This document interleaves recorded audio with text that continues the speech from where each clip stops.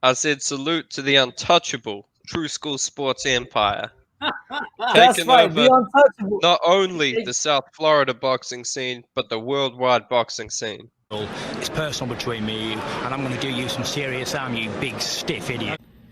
The untouchable True School Sports Empire proudly presents something the boxing game's been missing. Hey, what's going on? It's your boy BT, and I came here to talk some boxing with the thousands of True School Sports subscribers. Now, this is the official post-fight review for Frank Martin versus Michel Rivera, and the result is a wide Frank Martin unanimous decision victory. Now, this was a fight that, for me personally, I thought was a 50-50 fight up until yesterday when I really did my first extended film study. I spent like 2 hours studying both fighters, and like as I was studying the fight in the film, it just got real apparent that Michel Rivera was going to have some issues in the foot positioning department, and he was going to be out of position a lot in this fight against Frank Martin because he's very mechanical. He does things repetitively with that jab. He doesn't change the speed of the jab, and I can't say I'm surprised that he lost in the fashion he did,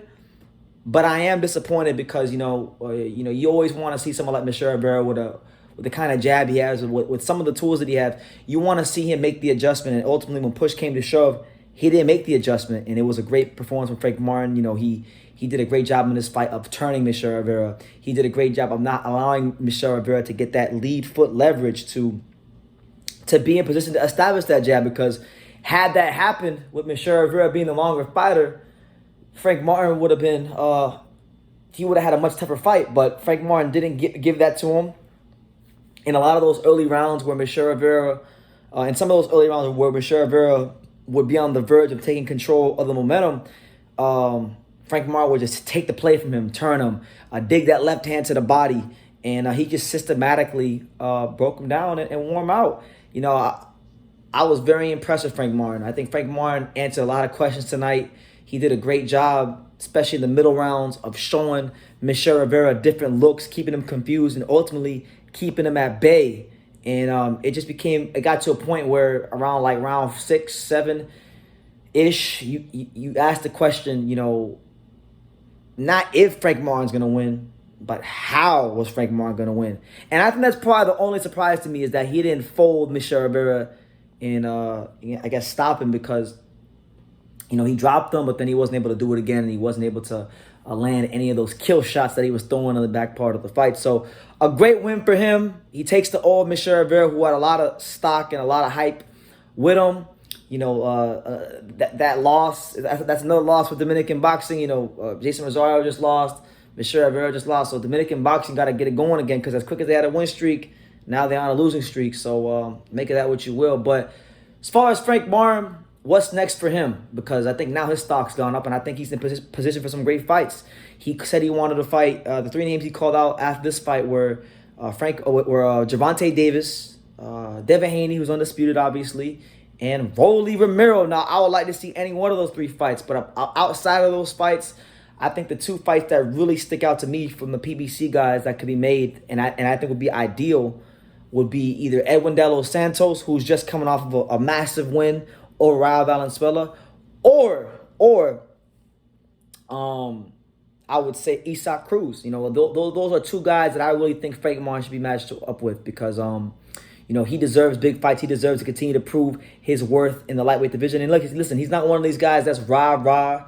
He's not one of these guys that's gonna talk a whole lot, but man, that dude could fight. That dude could fight his ass off. So good win for him. As for Michel Rivera, let me just highlight this, and I'm just gonna be honest, because he is one of South Florida's very own. I like him. I wanted him to win. I knew he wasn't gonna win. After watching the film yesterday, I just knew he wasn't gonna win. But I wanted him to win, because I've had the honor and the privilege to know him and cover his career up close. So you always want to see the guys do well locally, but I had to be honest. He's had the problems, like a lot of people are saying that Michel Rivera didn't fight this way, he didn't fight that way. He didn't fight any differently tonight than he's fought against Matias Romero, Joseph Adorno, John Fernandez, Fidel Maldonado Jr. The same way he fought tonight was the way he fought against those guys. The only difference is those guys were not of as high quality, and they didn't bring as much to the table as the GOAT, Frank Martin. Boxing is a sport where even when you're winning and even when you're doing everything right, you have to always be getting better, because if you're not getting better, if you're not progressing, and this goes for life. This isn't just for boxing. This is for life in general. If you're not progressing, you're regressing. If you're not getting better, then you're getting worse. And I felt, for me personally, I felt probably since like I'm going to say like Matias Romero, Joseph Adorno fight, the Michel Rivera, like his progression was like this. But then for like the last 2-3 fights, it's been kind of like this. It's kind of like, flatline. So I hope now that the flaws are there to be seen, and he's been, I hate to say this because he's a guy I like, but exposed. Now that those things have been exposed, his story's not over. He's still a top 10, top 15 lightweight with one of the best jabs in the division, but you need more than just a good jab at the top level of boxing. You need feints. You need to understand positioning. You need to know how to change the speed of your punches. You need to know how to disguise the right hand. And it's easy for me to say that because I ain't in the ring, but I'm just saying, like, these are the things that I've seen for a while, and they never really got corrected or improved, and it got found out tonight against Frank Martin. So, good win for Frank Martin. Michel Rivera can come again. The story's not over, but that's only if he doesn't want it to be over, and that's only if he makes the necessary adjustments to improve as a fighter in the ring.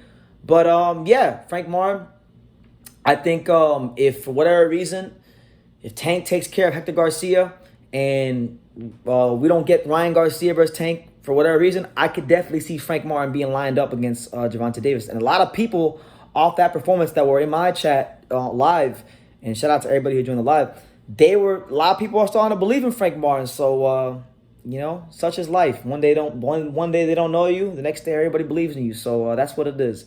But Frank Martin, good performance. Derek James came in with a great game plan.